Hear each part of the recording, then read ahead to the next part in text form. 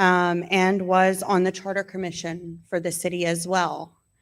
I enjoy working with our volunteer fire department. I don't see Captain Miller out here anymore. And have also been a board member for the Meridiana Elementary PTO. I am running simply because I love the city. It's really that simple. It genuinely is.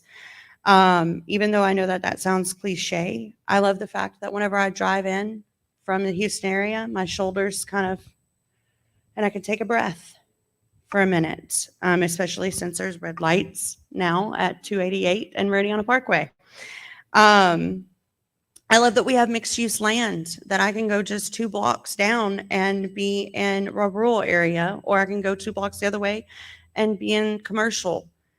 I love the various types of diversity here, the socioeconomic diversity here, the fact that I have constituents that work in the med center just north, or the industries down south, or they're teachers in the same neighborhood that I live in. But what I love most is the fact that my beautiful 10-year-old daughter comes into the house after skinning her knee and breathlessly tells me that 2 strangers stopped their vehicle and asked if she was okay whenever she fell off of her bike. That's what we're supposed to work towards here. That's community. That's why I'm running.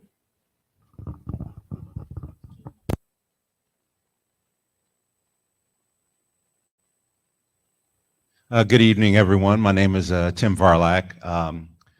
I am a resident of Sterling Lakes. Moved here in 2015. However, this is not my first stint in the area. I'm a proud pride and class graduate of Willow Ridge High School, class of 1989. Go Eagles. I took a bit of time, 12 years, to served my country in the United States military as an aviator in the Army. I'm a Gulf War veteran. I went on to get my bachelor's degree in aeronautical science from Georgia Tech, a master's degree from Concordia University, and I moved on to get my doctorate in theology from Duke Divinity. And so with regards to who I am personally, I'm a newlywed, recently married, got married about just 25 years ago. So my bride Carla and I are still getting used to each other. I have a son who's a proud graduate of Manville High School as well, and also attending Alvin Community College. And so I have a vested interest here in the city. I received my first speeding ticket right here in Iowa Colony. And so, part of why I'm running is because I want Iowa Colony to be known more than just the speed trap that changed the law in the state of Texas with regards to how municipalities earn their money. I truly believe that when I moved here, there was a lot of marketing that was happening to residents, and some of those promises still have not come to fruition. I had the opportunity to work with the city council. I've attended city council meetings regularly. I had a chance to work with our interim city manager to help develop a dark sky statute so that the community that we all moved here to have, that community that is beautiful and quiet and somewhat rural, as we see the exploding growth that is coming our way, it's our desire that we keep the same feel, keep the same ideology, keep the same type of expression that we have that drew us all here. And so that's going to take a balanced approach. If we think about communities that are exploding in growth, the thing that we're going to have to do is we're going to have to manage our ability to provide additional services to grow with that growth. And we all know, I share with my son, the community can have anything it's willing to pay for. But the reality is we can only pay for so many things. And so if we think about a community like Newark, New Jersey, that grew at the same exponential level that we're seeing in Iowa Colony, well, they decided that they were going to buy and provide a lot of services very quickly. And what wound up happening was they weren't able to afford the tax rate that came along with that. So we don't want to be stagnant, but we don't want to outpace ourselves either. So there's a lot of key decisions that need to be made. And that's why I'm running, because I believe that my professional experience will allow us to help the city council make solid decisions on how to grow our city in a measured manner.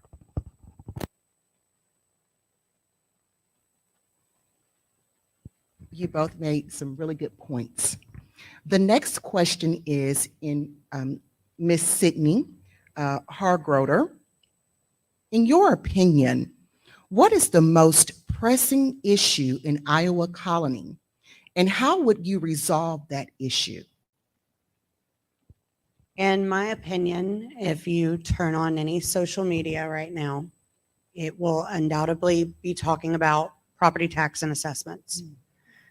In many ways, there are numerous different issues facing the city that do have to be balanced with that, like Mr. Varlak was pointing out. But property taxes, by and large, consistently something that is discussed. In regards to how I would address that, what I would advocate for, I would personally advocate for the increase in our homestead exemption, if possible. I know a lot of people like to talk about reduction of property tax rate, but homestead exemption directly impacts the residents. And I think that that would be the best way to impact direct actual residents that live here. Great response. Okay, and the same question for you, Dr. Varlak. In your opinion, what is the most pressing issue in Iowa Colony, and how would you resolve that issue? Well, I would certainly agree with my colleague here that we certainly have a diverse need in order to not only control property tax escalations, but the reality is that in Iowa Colony, we're seeing this tremendous rate of growth. And over the next couple of years, one of the key things that's going to be happening is that we will be attracting more and more commercial business to the city limits. And one of the largest developments that is on track for the city is also being headed by a developer that, in my opinion, wasn't as forthright with the city in its actions as it could have been.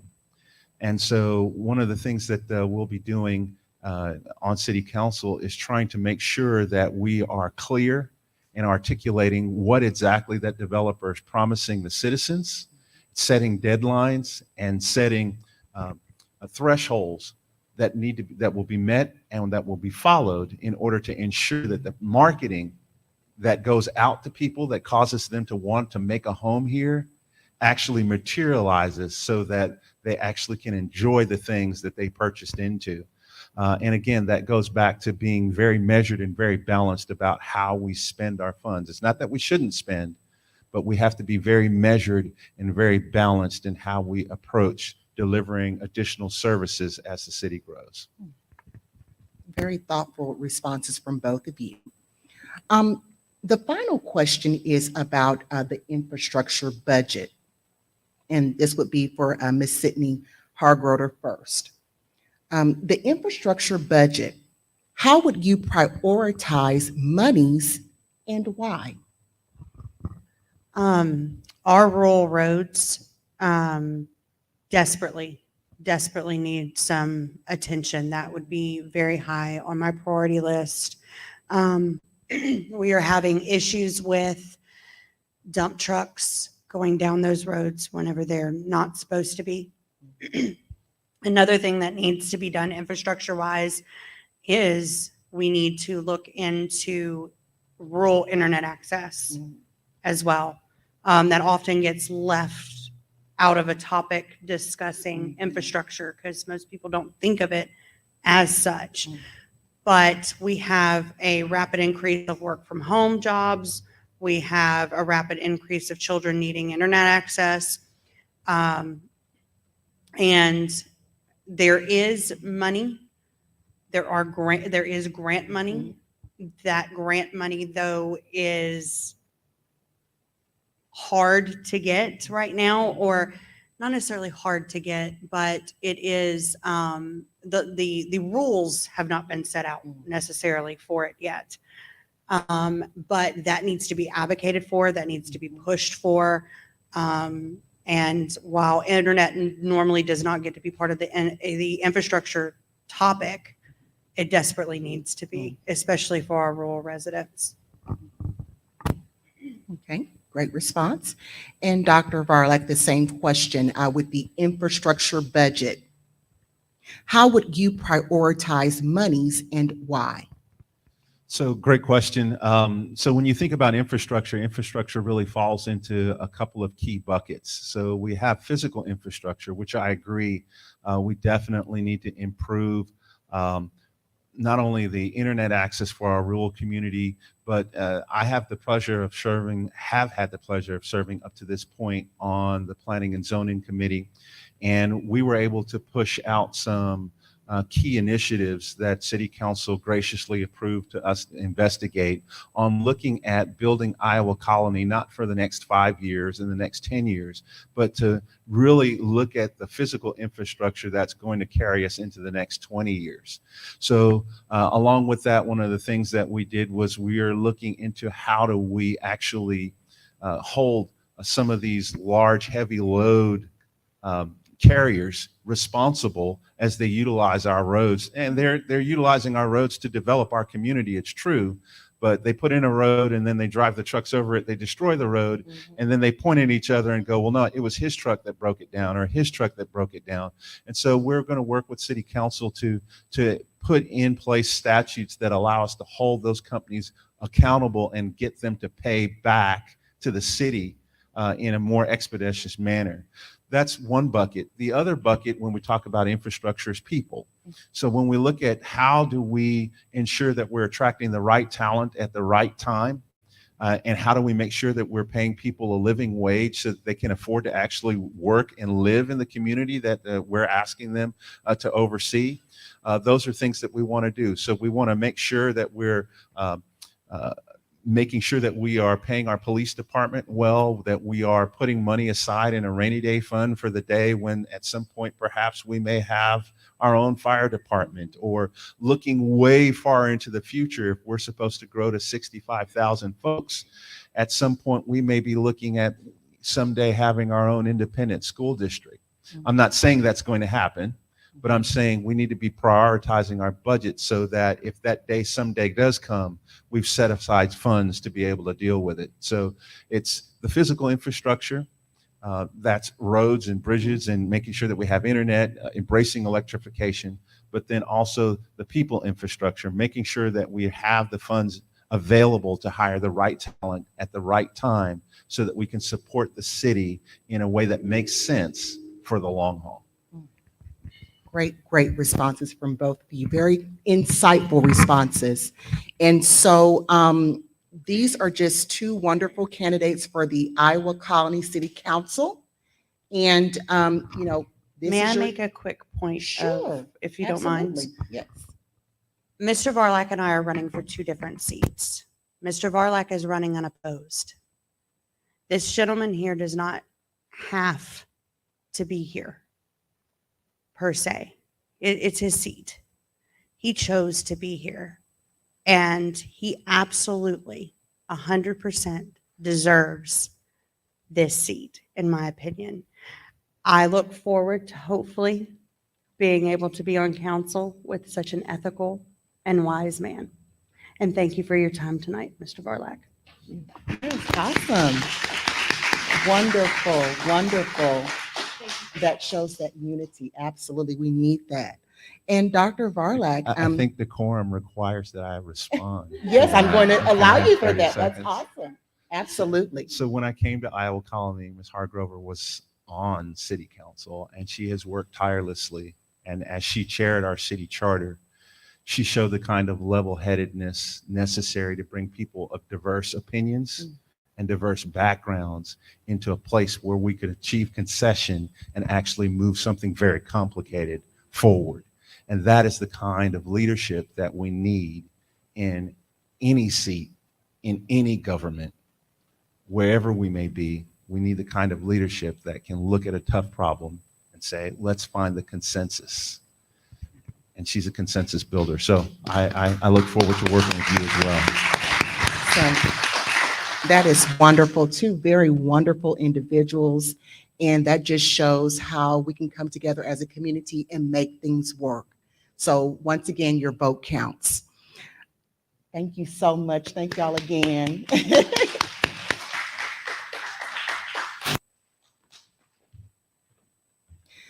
Now we're going to go ahead and move on in the program.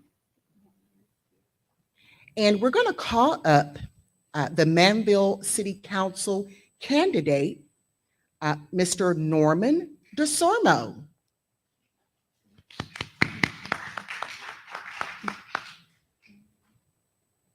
You can have it.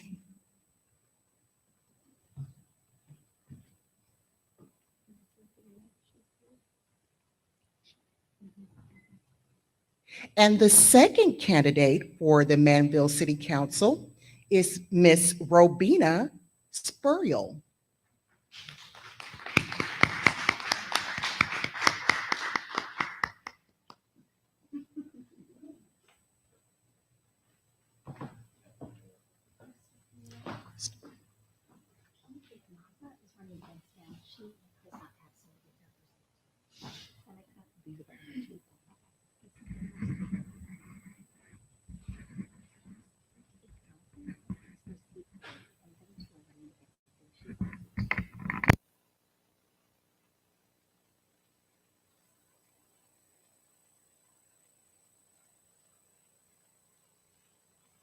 Also want to welcome Mr. Pete Ignazza tonight, running for the Manville City Council, seat 3.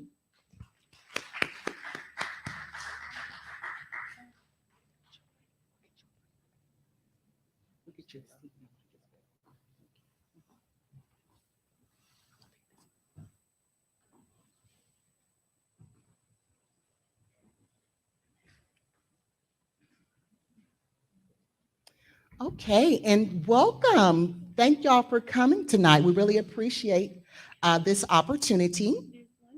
And we have one more. This is wonderful. People really want to serve this community.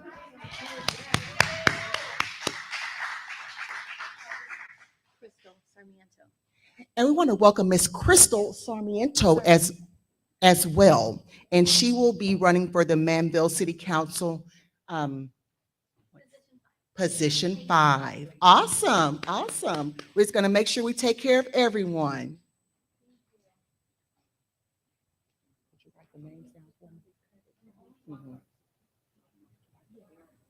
The same time? And yes. And we're going to start with our ladies first, okay? And Miss Robina, do you mind introducing yourself and tell us what makes you the best candidate for this position? Yes, thank you for having me. Again, my name is Robina Spruill, and I'll start with what makes me the best candidate. I have been in the city of Manville for 7 years. I've been in Texas for 8 years. So, and the thing about it, once I got here, I just started going to the city council, consistently. And then I was advised, why don't you get on a board? You know, just start from there. So I got on the board. Right now, I'm president of Manville EDC.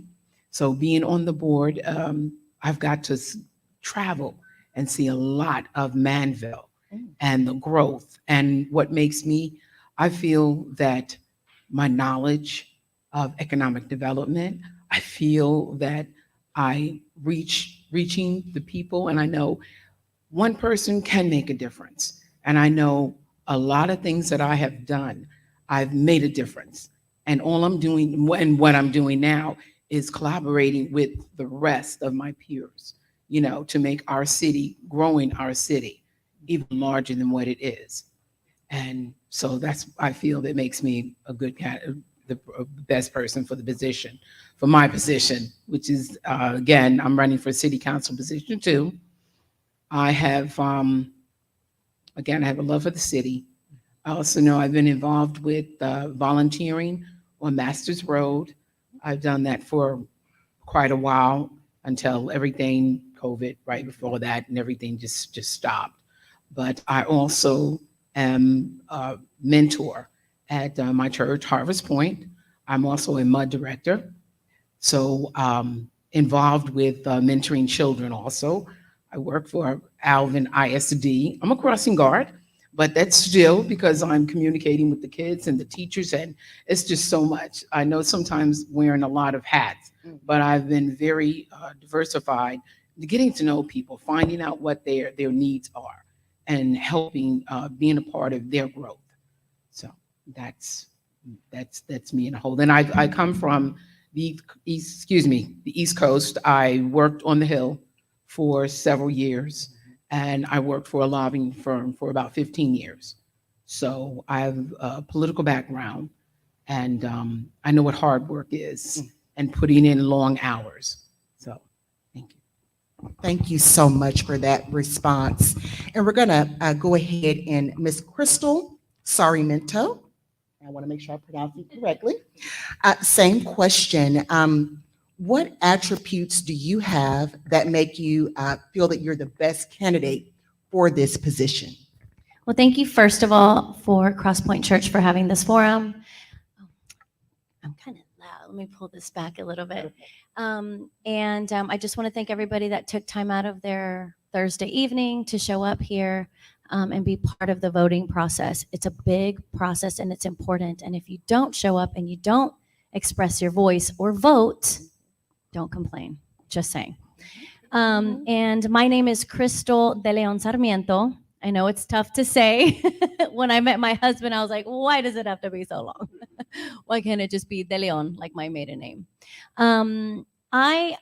There's many reasons why I believe that I'm the right candidate for this position. But the first ones that come to mind are two things. A little bit about myself. I'll take this opportunity to just share who I am and my love for servitude, which to me, servitude is the foundation of leadership. I am the daughter of a Mexican immigrant, so I like to joke and say I'm Mexican American. I'm American with Mexican body parts, made in the USA.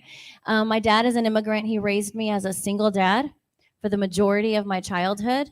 He instilled in me a love for God and for my country, honestly, because there is no other country where you could come as an immigrant, build a business, and raise a daughter and make her the woman that she is today. And I say that with all thanks because the foundation of who I am is my servitude to God. He instilled that into me. I grew up very Catholic.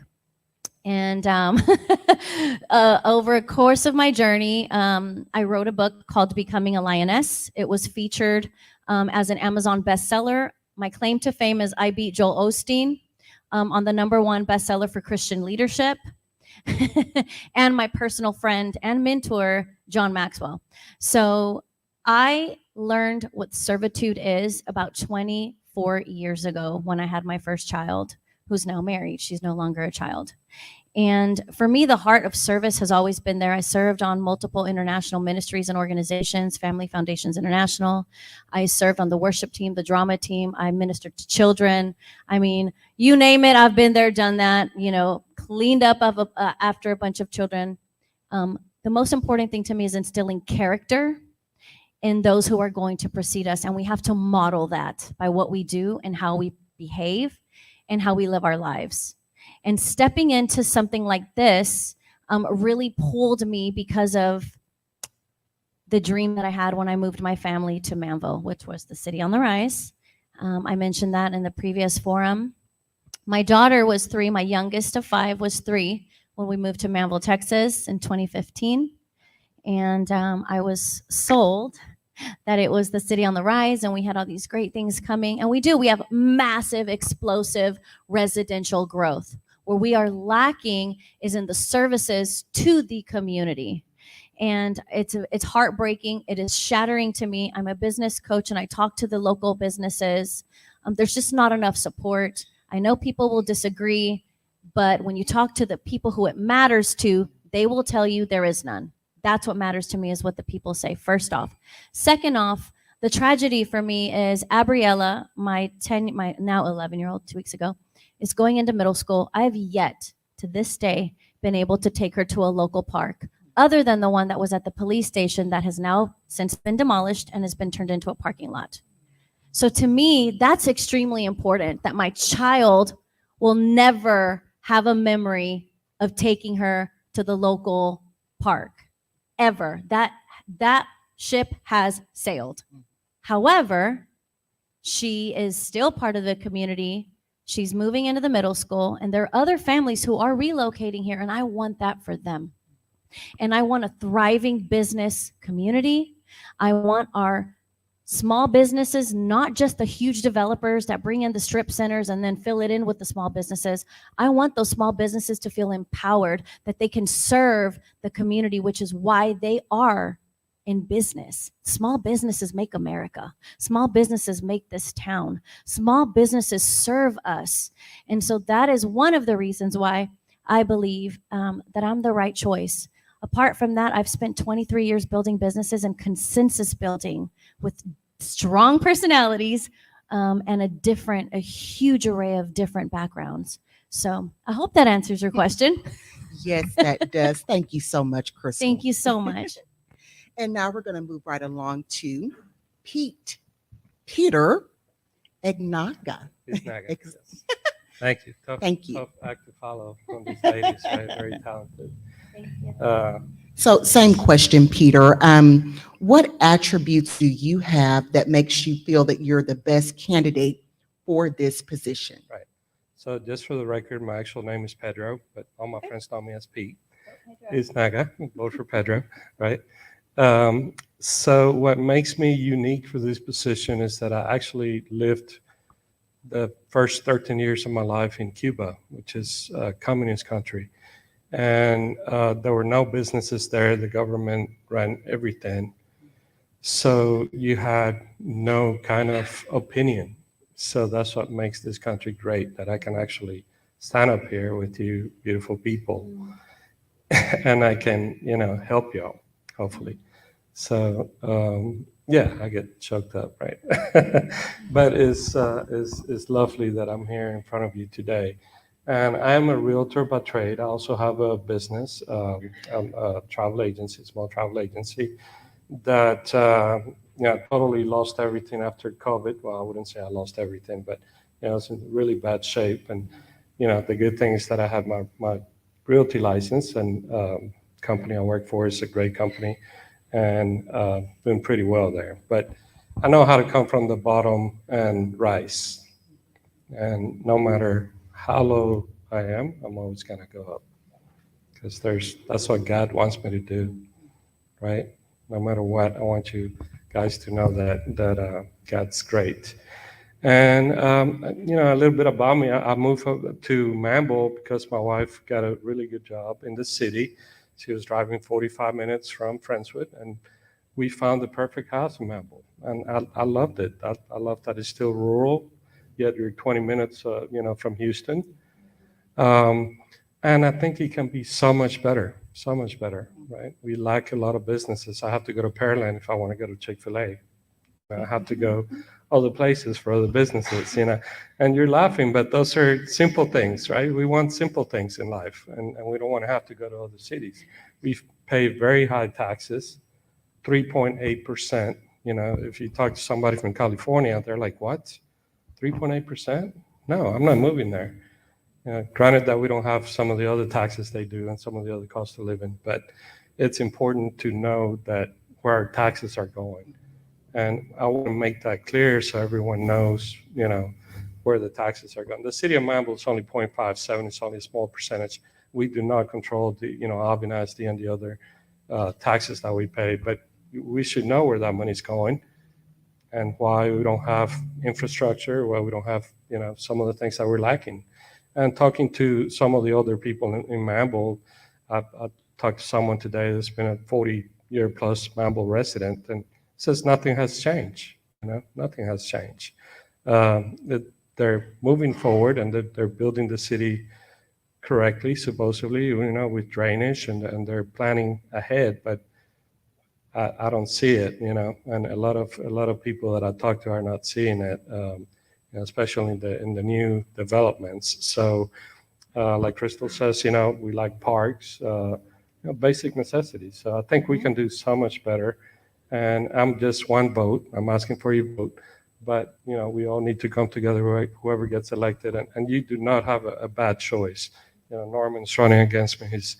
He's awesome as well. So you do not have a bad choice. But we need to come together to get the things that we need. So I'm asking for your vote, and thank you. Thank you so much for your response, Peter. And now we're going to move on to Mr. Norman DeSormo. And that would be the same question for you, Norman. Excuse me. What attributes do you have that makes you feel you are the best candidate for this position? Good afternoon. First off, I'd like to thank 3C and also the church for hosting this for us tonight. I've been a resident in this area for a little over 35 years now. Married to my wonderful wife, Andrea. We raised our family here. My son's graduated from Manville. They're now young adults and working on moving back to Manville. So the main reason I'm running is to get back to the city that gave so much to me and my family. I hold a doctorate in environmental science and engineering. I've been working for over 33 years now for FEMA, the state Office of Emergency Management, public safety. So I've got a lot of education, a lot of time spent learning how they function, where to go get grants, how to build the relationships with them to get their attention to assist us with, roads and drainage and some of the infrastructure that small cities do need, building those relationships. Pardon me. And so over those 33 years, I've done it. I've moved into the private sector now as a private consultant, still doing drainage, environmental studies. And so I've been involved with some of the studies that's going on in Missouri County, Galveston County since since Harvey. And so there's going to be a lot of changes to the 100-year flood plans when they're coming out. So I do have a lot of knowledge where I can jump in right day one and start addressing some of these issues and bring some of the partnerships even closer into this area to help us out. Thank you. Thank you so much, Norman, for your response. And we're going to go to the second question. We're going to go ahead and start with Ms. Robina Spurl. And for the sake of time, we're going to ask that you limit your responses to 2 minutes or less. Okay, thank you so much. The question, Robina, is, with the expansion and growth in the area, with family-friendly businesses programs, and for youth and activities for families, what would you like to see come to Manville? I know we have a sports complex. Sorry. We have a sports complex center that is coming to Manville. I also like to see, I talked a couple of years ago when I first got on EDC, a YMCA, because that is for families, it's for everyone. It doesn't matter what the age is. They need the entertainment, the green space we talk about, but I think the kids need somewhere to go because most after-school programs are costly. Now, there used to be some in some schools that were free, but our kids need to grow. Our kids need a lot of activities. Families need somewhere to go. And the Sports Complex Center, I like it because, yes, the sports, and you can do a lot of things together. Excuse me, my voice. But I really believe that with everything that's going on now out there, it's free to be. But for me, a YMCA, something for everyone, the youth. We all talk about the kids in the future, but the problem is we're not doing as much as we should. And as we all been saying, it's time to stop talking and do more doing, and doing that means you've got to collaborate with the other city council members. You've got to do this for one. It's not about fighting. It's about getting 4 votes, pushing it forward, and our city rising and growing. We will be bringing in other I do believe down the road, we can have something like where bowling alleys, that have like the entertainment. Oh, I'm sorry. And things like that. But my concern was YMCA. Thank you. Great response. And we're moving on to Crystal Sorry-Minto. Same question. With the expansion and growth in the area, which family-friendly businesses, programs for youth, and activities for the families would you like to see come to Manville? Can we just say everything that serves children? Again, as a mother of 5, I've graduated 2 beautiful daughters who are now adult children from Manville High School. And Abriella, my baby girl, Abby, and then the other 2 live with their other mama, which they were mine full time in Bel Air.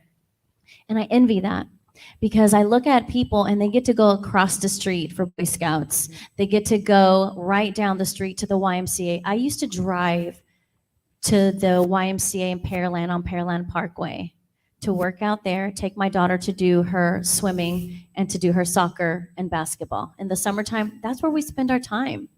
What do we have to do to get that? I know we need rooftops, but we need to figure out what needs to be done to make that an actuality and make it happen in Manville. We need anything that serves children. There is not, please tell me, if you know, please call me, message me, email me.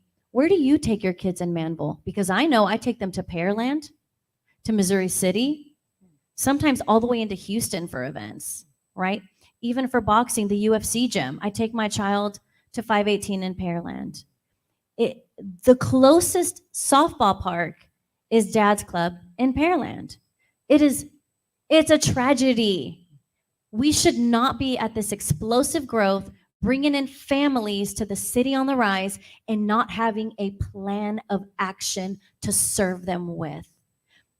We have missed the mark. We've got a consensus build. We've got to put some action plans on paper and start chipping away and making them a reality. I'm a mother, and I know that there's many, many, many families who feel just as strongly as I do, because this is what I'm hearing from the community. It's time we build the resources here, keep it here, and stop strangling those services and forcing them out to neighboring cities. Enough is enough. I think it's time. It's time to hear the voices, take that plan of action, and make it happen. Thank you. Great response, Crystal. And now we're going to move right along to Peter Ignaza. Same question.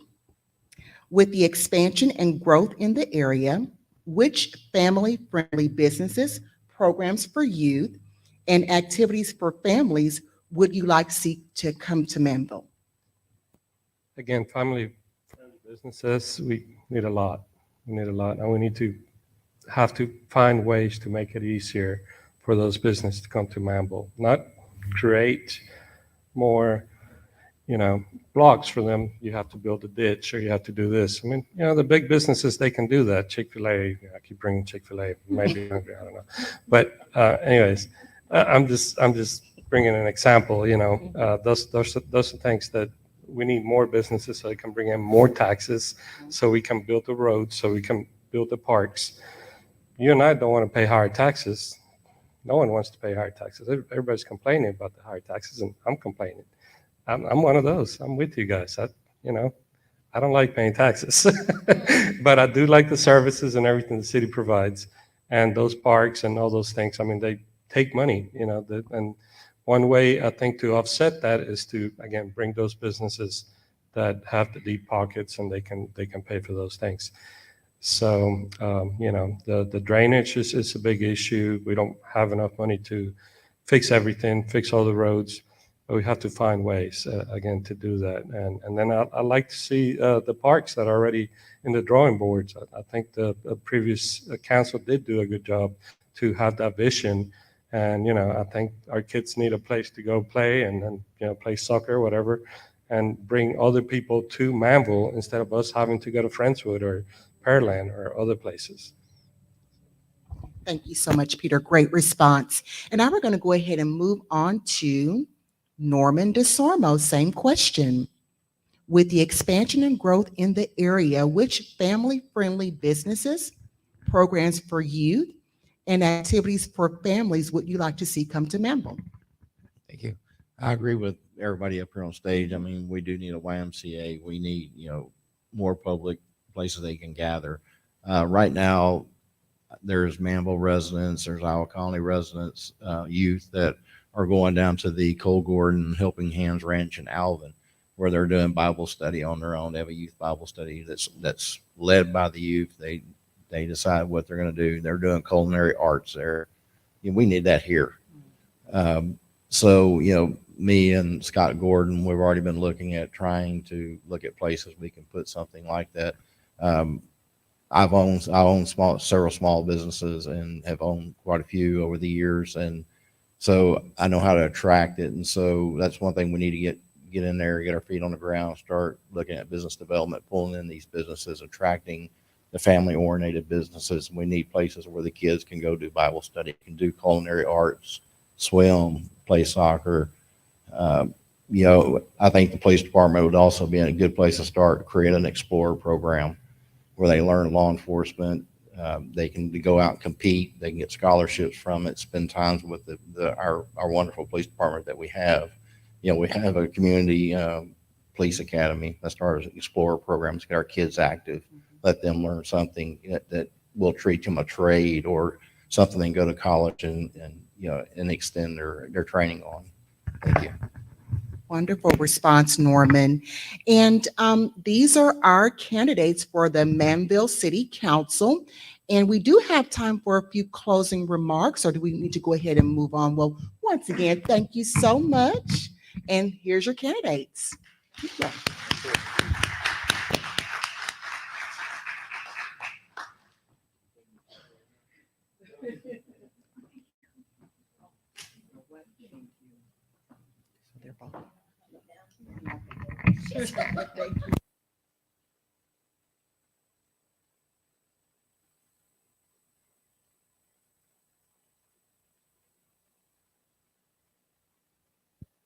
Okay, and up next, we are going to call up the Manville mayoral candidates.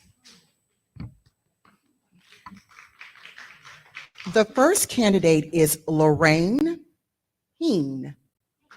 Heen, how are you, Lorraine? Come on up.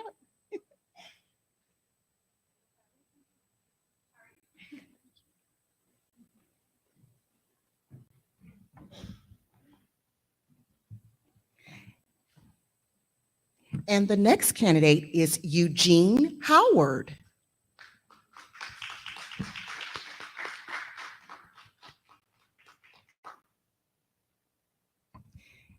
And candidates, just to let you know, we are kind of watching time. So if you could limit your responses to 2 minutes or less, that would be greatly appreciated.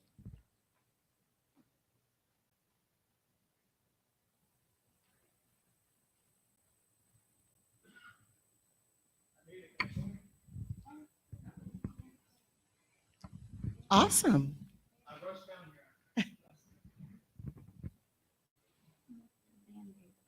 And we want to also bring to the stage Mr. Dan Davis.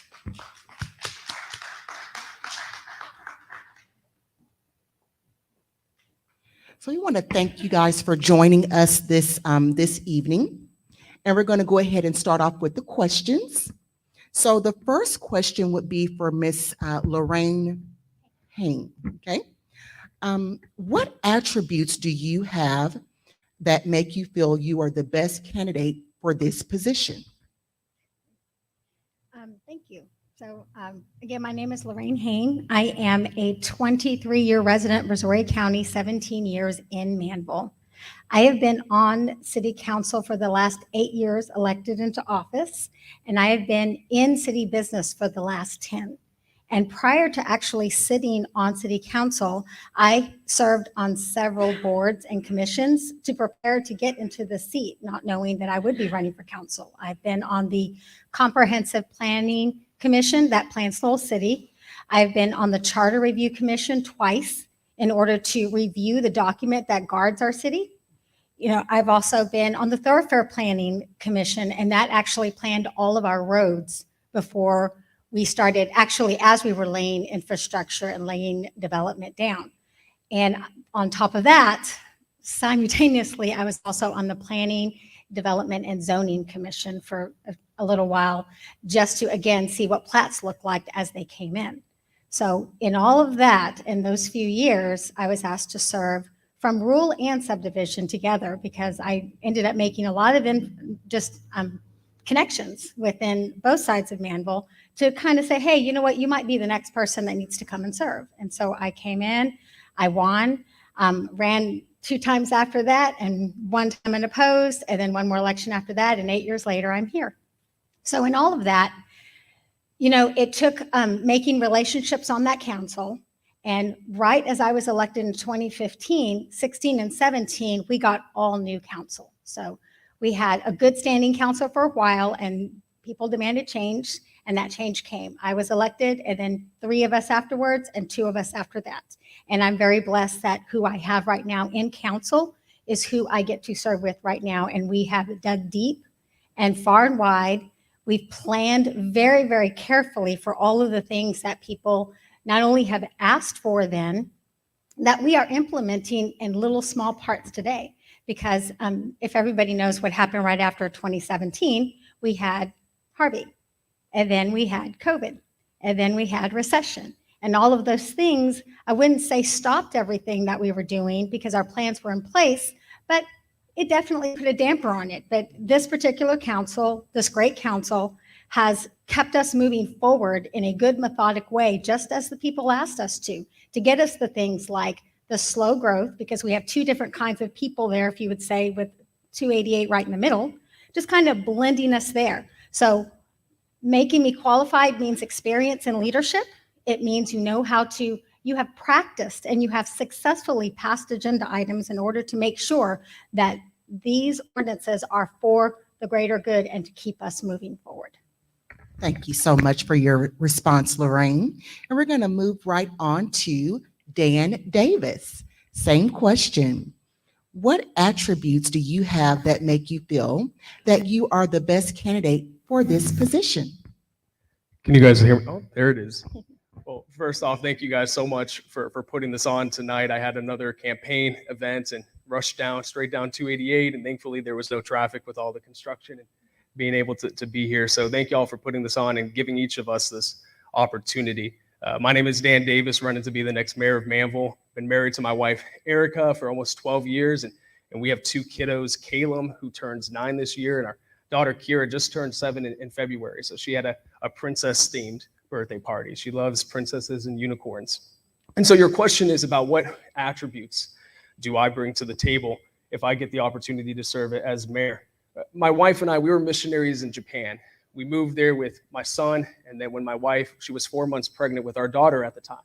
She actually gave birth to our daughter in Japan, and the experience that gave us allowed us to see that not everybody's going to view the world the same way as you. On council, you're going to have 7 individuals sitting up there that are all elected to serve the entire city of Manville. And it's important that we have the in the weeds, in-depth discussions, because we owe that to the people to conduct our business in the light of day, because that's the way that you restore trust between the people and their government. So understanding that not everybody on council is going to see things the same way that I see them, my experience in Japan has given me that perspective of being able to respectfully disagree. I also served on Manville City Council for 3 years, from 2019 until 2022.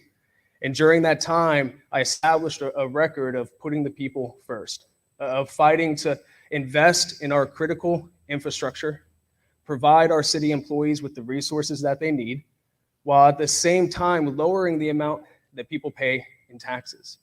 And being able to bring that experience, bring the experience of holding our government officials accountable for their actions, for live streaming our city council meetings, for fighting for that, for ensuring that we bring in grant dollars from elsewhere back into the city, has equipped me with the resources to serve the community. And here's the reality for Manville. A city is nothing without the people that live in it. Just like a church is nothing without the people that are a part of it. And I believe that as mayor, we need somebody that's not going to wait for you to come to them, but it's going to go to you. And that's what I'm committing to do. Thank you. Thank you, Dan. And we're going to move right along to Mr. Eugene Howard. Same question. What attributes do you have that make you feel you are the best candidate for this position? Well, thank you. First, giving honor to God, we are in the house of the Lord. I'm a minister, so I gotta it feels right to say to all the ministers and the deacons that may be out here, to those that are live streaming this and watching it later, welcome. Thank you all for coming out on a Thursday evening. It is vitally important that we give you information that you can use to make a best judgment for you and your family. So again, my name is Eugene Howard. As you've heard before, I am a son of a Union soldier. I'm a 7th generation Texan, which means I come from a bloodline of people who've seen a situation, a circumstance, an improbable, impossible feat to achieve and achieve it. So I believe we can do all things through Christ that strengthens us, but I believe we can do all things as a collective community to move forward. And that's one thing that I will bring to the table. You asked a specific question, what are some of the things that I would bring to the mayorship of Manville? One is transparency. Again, I would make sure I am committed to 4 town halls a year. I'm committed to a monthly newsletter or informational where citizens understand what's going on. And I'm also committed to that. I will never have a closed door meeting decide to spend your money without me putting it to a vote to the people. I will not try to manufacture the slowing of growth like previous administrations have done in the city of Manville to keep it the same. I believe that if we're going to be a city on the rise, we must really rise. We can't rise with dirt, with paved or without paved roads, with gravel roads. We can't rise with our infrastructure crumbling anytime it rains. So I just want to make it clear, Eugene Howard's here to drain the swamp politically and drain the swamp literally. So we need better infrastructure and we need better candidates that want to return the power to the people and not look for self-preservation in making decisions. And you can go back to the previous administrations and people that are sitting next to me that made votes to make sure that the growth didn't go, to manufacture the slowing of the growth because they wanted to keep old Manville, old Manville. I believe what makes us great is together. That means everyone having an equal voice at the table, which means everyone being transparent of what's going on in the community. I believe that our current council does not do a great job of that.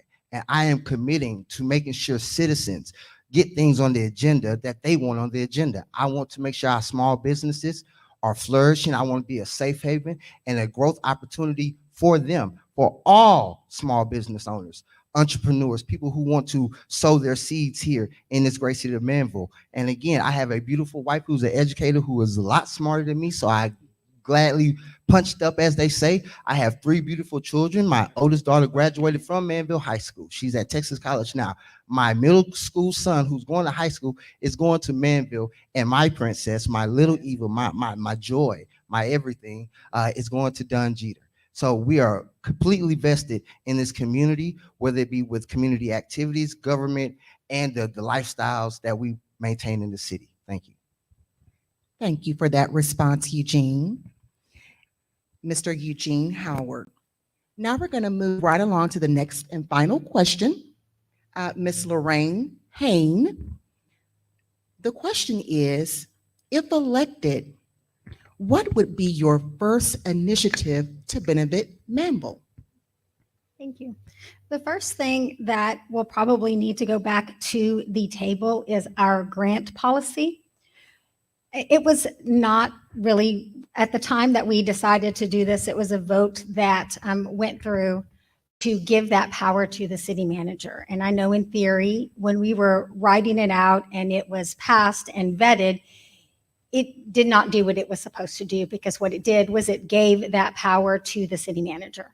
And ultimately, probably things have passed through us that could do better for us to put money in our coffers so we can do things with it, like possibly some more drainage projects, roads, sidewalks, any type of beautification, things that could have benefited us.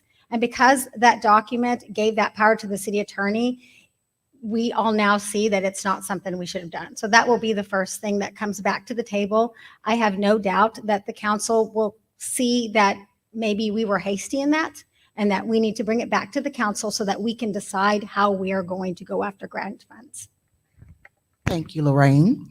And we're going to move right along to Dan Davis. Same question. If elected, what would be your first initiative to benefit Manville? That's a great question. I think there's a lot of initiatives because there are a lot of needs that our community has that have quite frankly been neglected over the past couple years. What I would say is one of the most pressing needs and one of our greatest opportunities as a community is regarding infrastructure. We need to ensure that we can safely get across our city, that we don't have to bounce on the potholes because that wears and tears on vehicles. That also impacts our emergency response times. We need to make sure that we improve ditches. It's unacceptable that some people in our city have ditches in front of their homes that haven't been touched in 40 years. Our city is basically flat, 52 feet above sea level. You've got to improve ditches. You got to move water.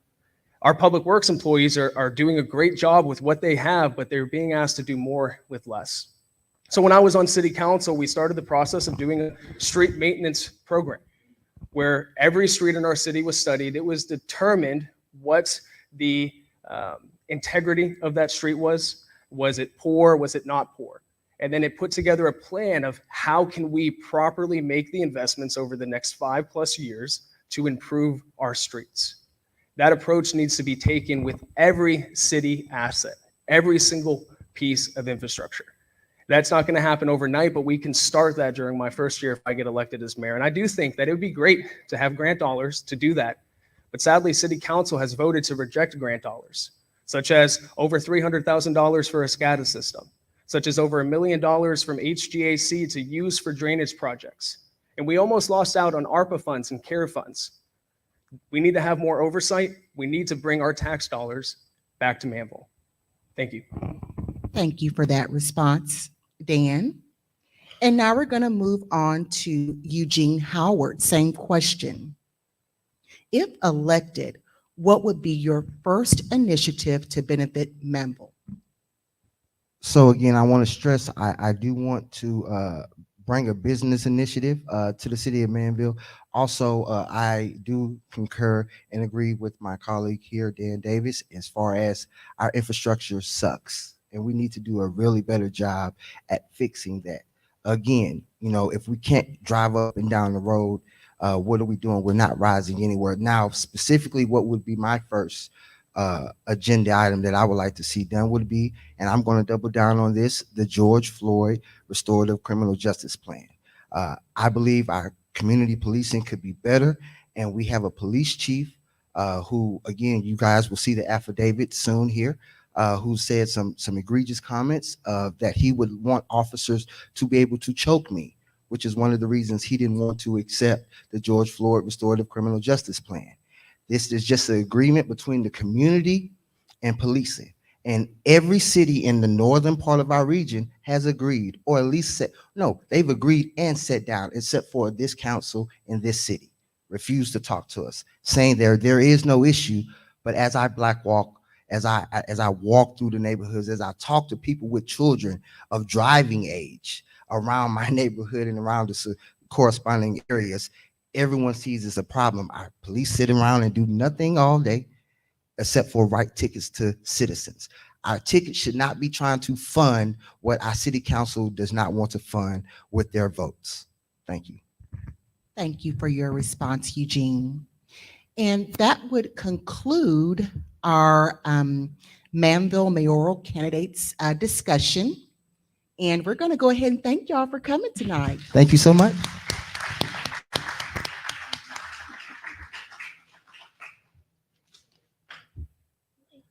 And before we conclude, we're going to ask the audience if there's any questions that they have for any of the candidates that have come up.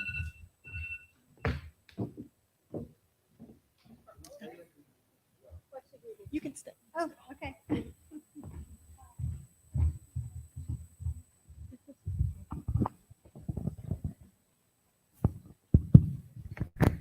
Hi, my name is Crystal Pratt, and I actually have been living in Iowa Colony for 7 years now. But before that, I was living in Manville. And so my question is, it's not necessarily a question, it's actually a comment. So I live in the rural area of Iowa Colony, and the perception on my street is that we know that the growth has to happen in Iowa Colony, but we feel neglected. We feel very neglected because over the pandemic, I work at MD Anderson Cancer Center. I could not work from home. I paid $212 for a satellite service in internet, and it sucks. It doesn't work. And so I had to go in the entire time through the pandemic. My second comment is that when I first moved to Iowa Colony, the previous the mayor that's running against Will Kennedy was in place, and I begged him. I was like, I have no ditch in front of my yard. My COVID needs to be cleaned. They came out, they looked at it, and I feel like your word is your bond. And no one followed up. And 7 years later, I still have my COVID is not clean and I have no ditch. So water runs up in my front yard. I'm looking for someone on the council and a mayor. And I have talked to Will Kennedy and of lately, and he impressed upon me and actually came to my own and saw my issue and saw my problem. So that's what's important to me. I want to be inclusive. I know that the city has to grow, but I feel like we have been excluded and forgotten about. Anyone Can I answer? if they address you? haven't? So, Yes. first of all, thank you for your comment, and I agree. One of the things that Ms. Hargrover and myself, and even candidate Bynum here, Steve here, as well worked on as part of the charter committees. The part of the reason that we work so hard to get districts as part of our elective process is to make sure that every voice was heard. When you think about Iowa Colony, we really have a multi-faceted constituency base. We have the rural folks who have been here for a long time. We have our new communities and suburban folks who are moving in. We have our commercial folks who are coming as well. And then we have our future residents. And so balancing what we do so that we serve every resident is critical. And one of the things that I want to make sure that everyone understands is that despite the fact that I'm running for District A, despite the fact that my colleague is running for District C, despite the fact that I have a colleague who's running for District B, everyone who sits in the seats in Iowa Colony on the city council represents all of Iowa Colony, and all of the voices are heard. That means rural, that means our folks in the ETJ, and it certainly means taking a look at all of the issues that affect every one of our community. So the thing that we're looking at in terms of bringing that infrastructure, we are looking at how we're going to bring better internet services to our rural communities. We're looking at, how can we create a system where we can have a public library so that folks can, where we can't have the physical infrastructure, they at least have a touch point that they can go to. So there's a number of things that are being looked at, being worked on. But the main thing that I want to get across to you is that you can go to any of your city council members. You don't have to feel like because I live in rural that my voice is not going to be heard. It's the exact opposite sentiment. We want to make sure that everything that is done at City Hall works for every member of Iowa Colony.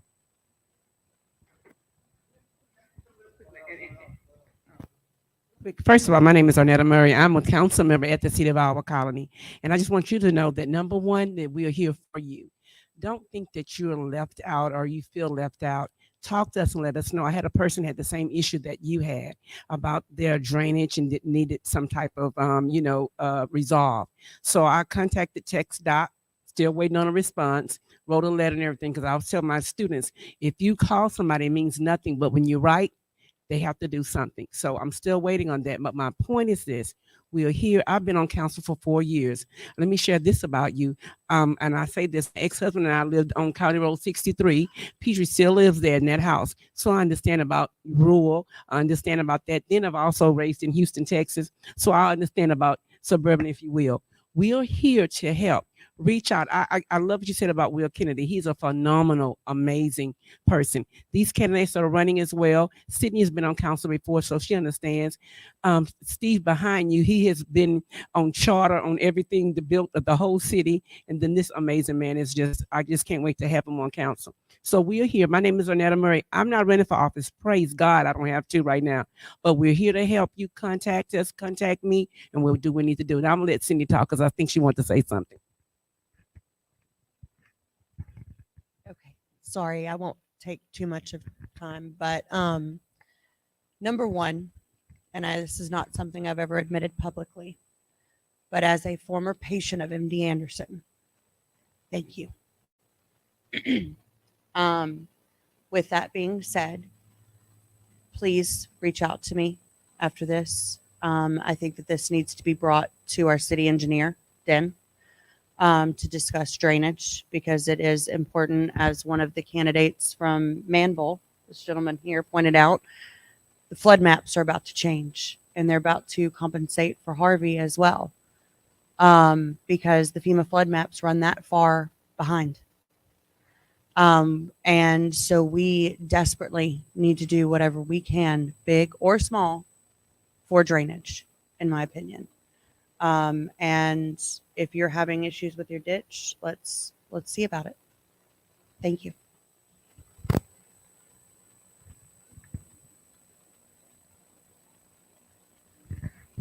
Good evening. How are y'all doing tonight? My name is Tim Underwood. I currently live in Iowa Colony. When I first got here to Texas, I've been in Brazoria County my time since I've been here. Either I've worked for Manville for a little bit, been to almost every county around working. I'm trying to get back to Brazoria County eventually. But anyway, there are two things. One is economics. Iowa Colony and Manville are so close, and if whatever happens in Manville is going to happen in Iowa Colony. It's going to affect us. So the one thing I keep hearing is, what will we like? And economic development doesn't work that way. It's more of who's going to bring it to us, and how do we entice these people to come? So my question is, what is it as a city, Manville? Because it'll trickle down to us, because it's going to be a regional thing. What are we doing to entice those companies to say, hey, we want you here? That's one question. So if you want me to wait for the other one, I can wait for that as well. Okay.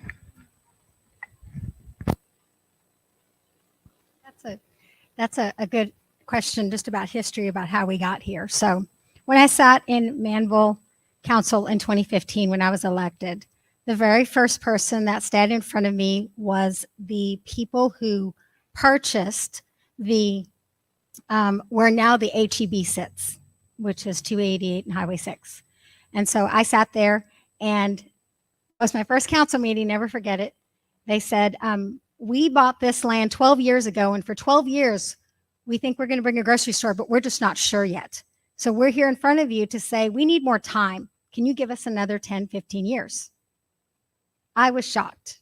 And I convinced the council the very first day and said, absolutely not. You will build in 2019, 2020, and we are not going to move that deadline. So their incentive is $42 million in reimbursements. They're building a water tower. They're building a lift station. They're building a wastewater treatment plant. And they're also building all the roads that are going to connect and all around, and the infrastructure that's going to go to what you see HEB is today. So when you ask about what's going to bring them here, they will come for rooftops. So as the developers are coming to Iowa Colony, absolutely, they're going to try and tell you, let us build it for cheap. You can pay for it. They'll come later. But whatever you ask, let them leave behind is what they're going to leave behind on the city and on the city tax dollar.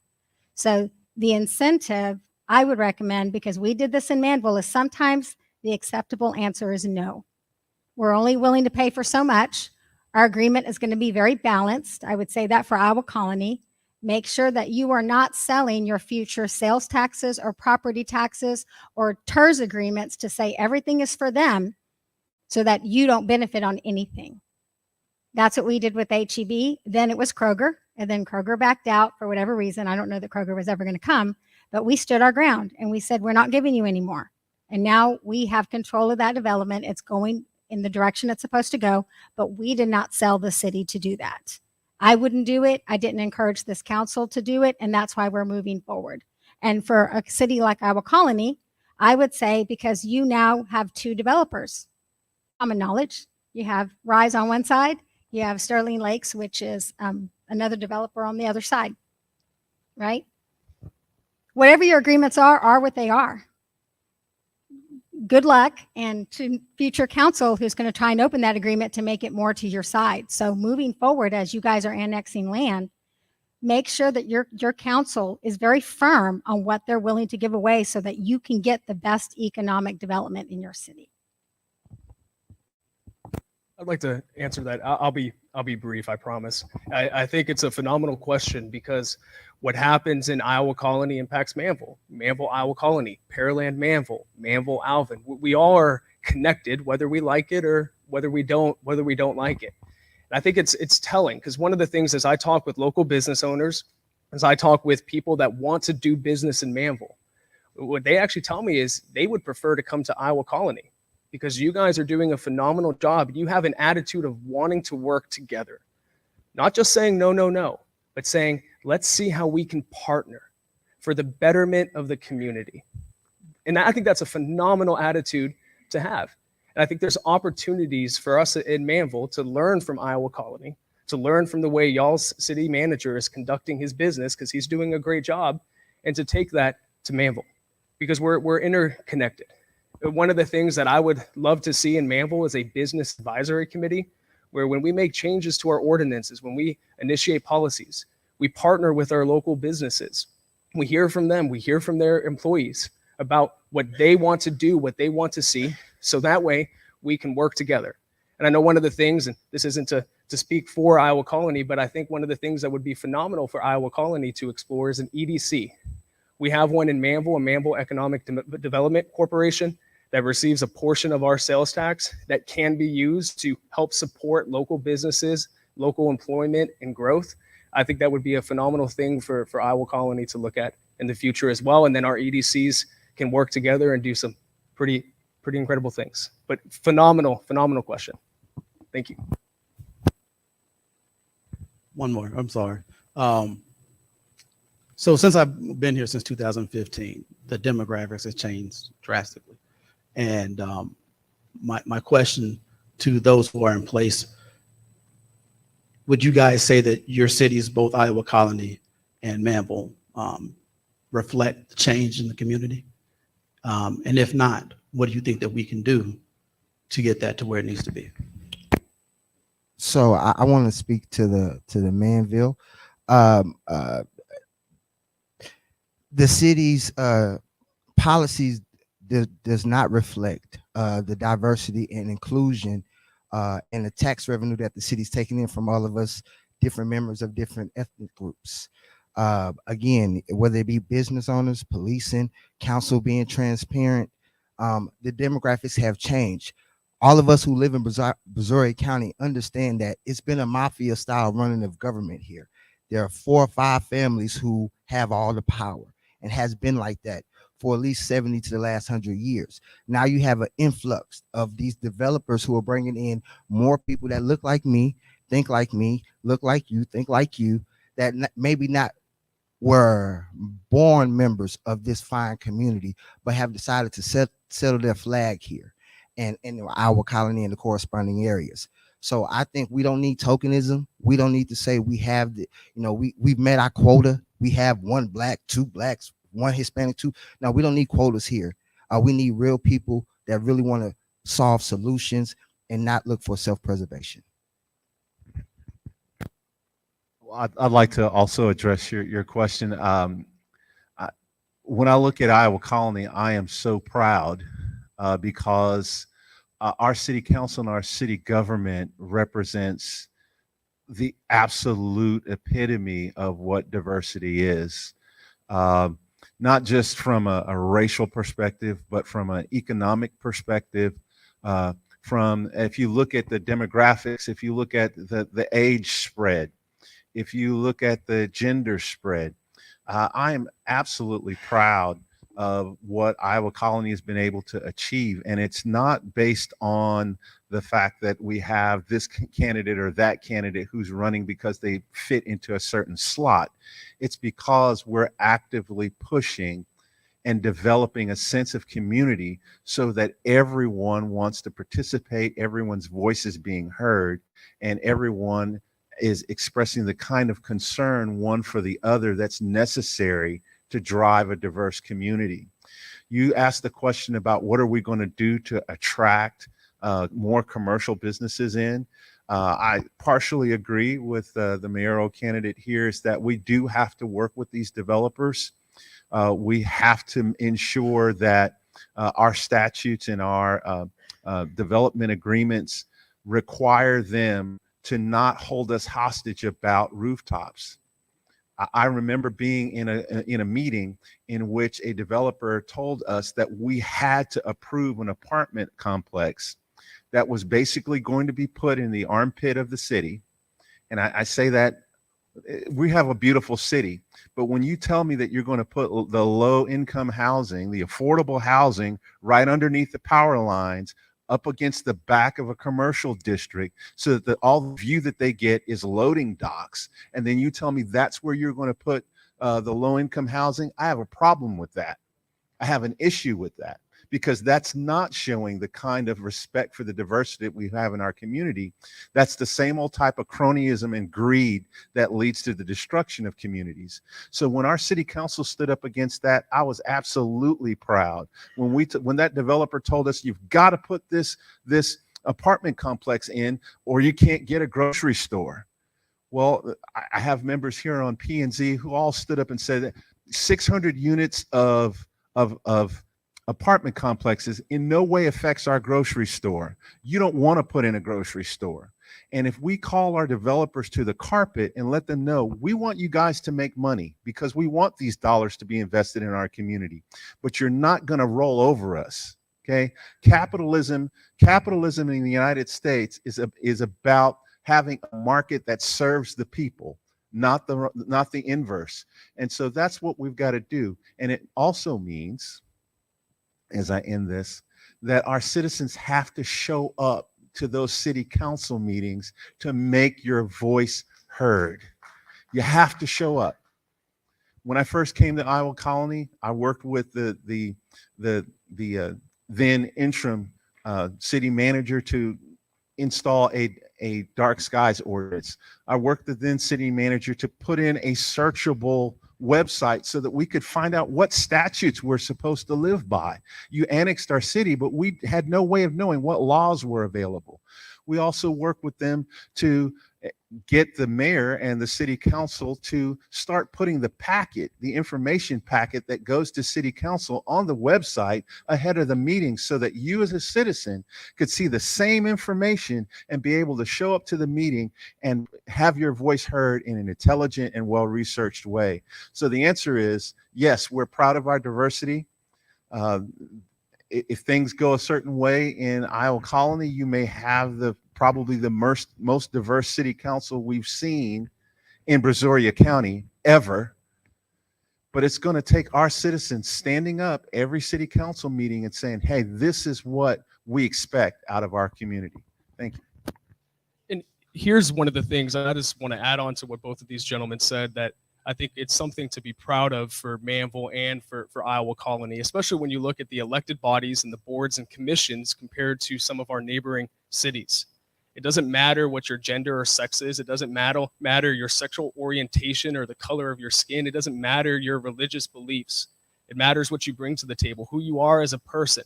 It matters that your actions speak louder than your words. And that's, when you look across our country, even, what we have here is special.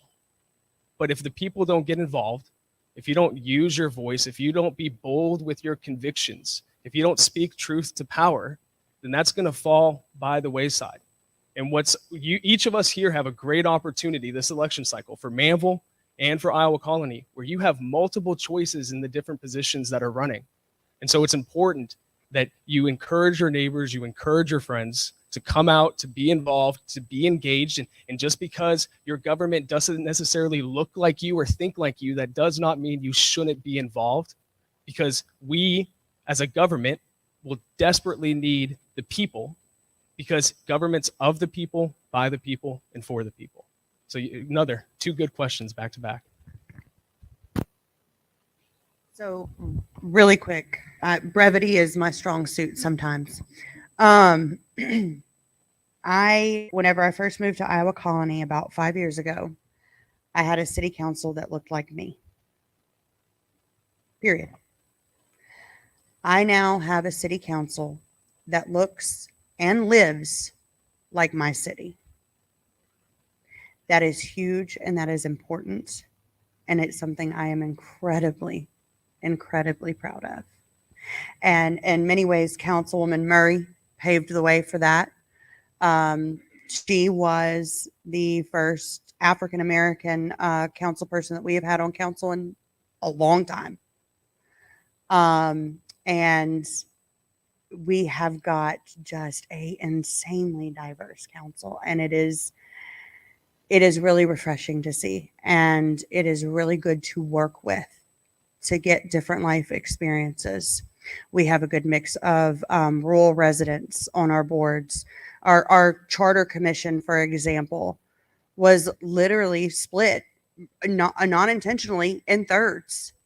We had a third from Sterling Lakes, a third from Meridiana, and a third from rural, literally building what is theoretically the constitution of the city. That's awesome. And we didn't all agree on everything. And that was okay.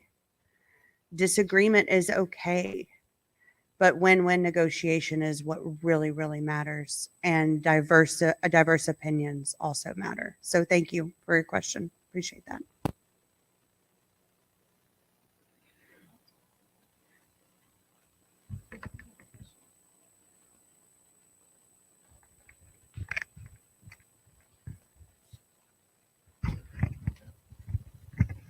So I actually own a small business right now in our colony, the automotive shop right here outside.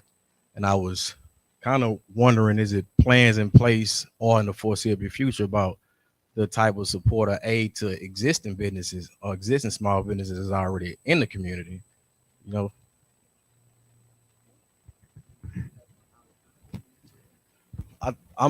it's our colony. May I, really quick? Yes, ma'am. What kind of support would you like to see? I think probably different events that, like, for instance, I had a sister who owned a salon and opened up a salon in Houston, and the mayor came out and supported the grand opening, right? You had people from city council and whatnot that came out and supported her during her grand opening. And I think, Mr. Davis hit it on the nose a little bit about the Economic Development Committee. He spoke about that, if I'm pronouncing it right, I'm assuming that's a program that helps provide support to businesses, or like a go-to to kind of get advice and get counsel about different things in that could help support small businesses in the area. I can answer that from the Manville side to give it, direction or advice or for economic development. So yes, we do have a Manville Economic Development Corporation. As a matter of fact, our president is Robina Spurrill, who is running for seat 2. And I also happen to be that corporation as well.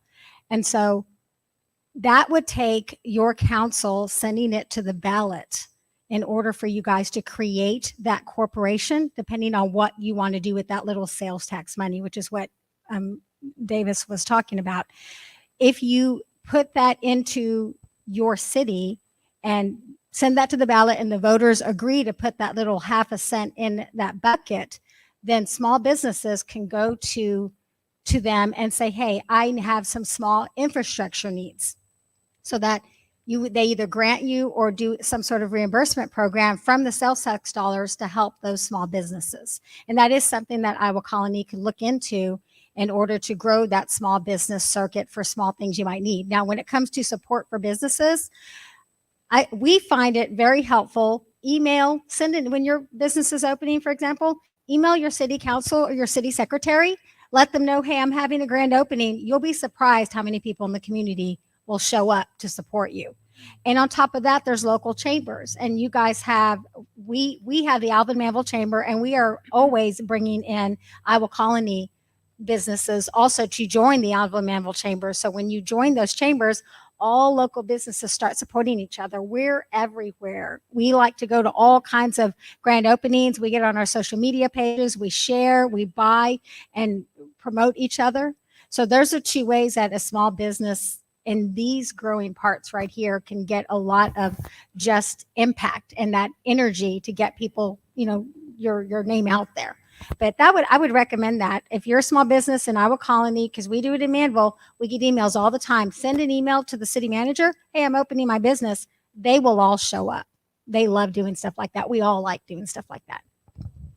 And I have talked to a few businesses in Iowa Colony recently about us setting up our own chamber.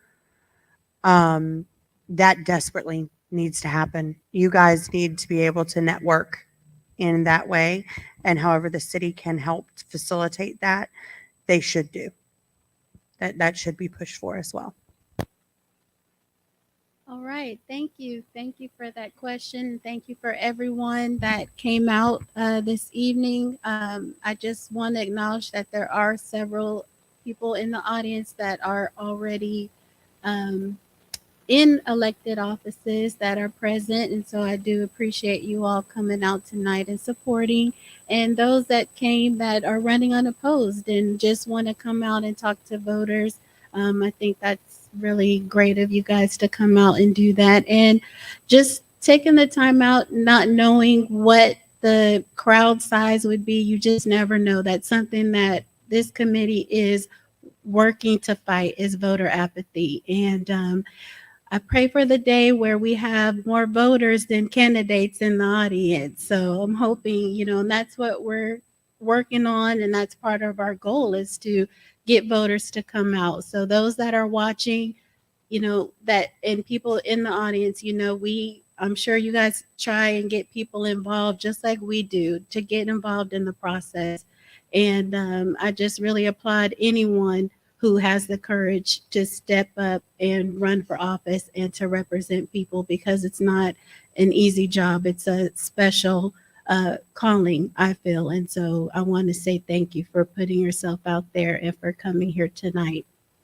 So just in closing, I want to make sure everyone here knows that early voting starts on April 24th and it runs through May 2nd. And election day is on the Saturday. It's on May the 6th. So I encourage everyone here to make sure they vote and vote early if you can. We have campaign material in the back that I'd love for you all to take and share with your friends and your neighbors.